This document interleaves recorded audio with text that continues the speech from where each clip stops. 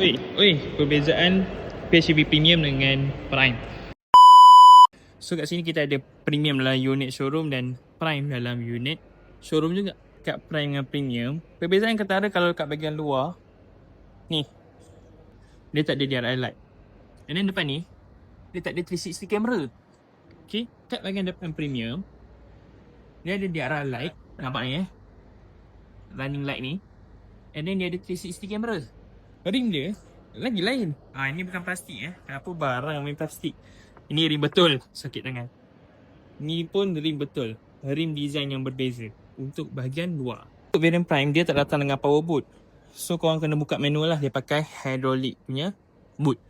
So untuk bonnet ni korang kena tutup manual sendirilah saya cakap. Kalau dekat Premium ataupun Premium Plus, dia ada auto, dia ada power boot. So korang just tekan dan tunggu dia buka sahaja. Untuk bahagian dalaman pula, contohnya macam Prime, dia tak ada switch untuk power seat. Dia tak ada. Lepas tu dia tak ada wireless charger. Dia tak ada ventilated seat, aircon. Dia tak ada 5 sound 16 speaker. Dia ada 16 surround speaker. Yang kat Prime tak ada 16 surround speaker. And maksudnya memory seat tak ada lah.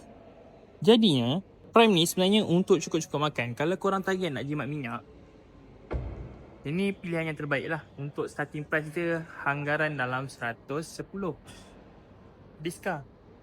Okay, kalau korang consider nak premium sikit, ada 16 sound speaker, ada ventilated seat, ada power boot, ada memory seat, boleh consider ambil yang premium.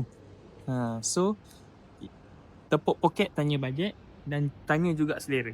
Kalau rasa berminat dengan Emas 7, kalau fully EV kat sini lah. Kalau PHEV nak jimat minyak, ni pilihan yang terbaik. So tunggu apa lagi? Mencari model EV Proton, cari Nova Proton. Ada buat trade-in, free delivery seluruh semenanjung Malaysia dengan free gift yang menarik.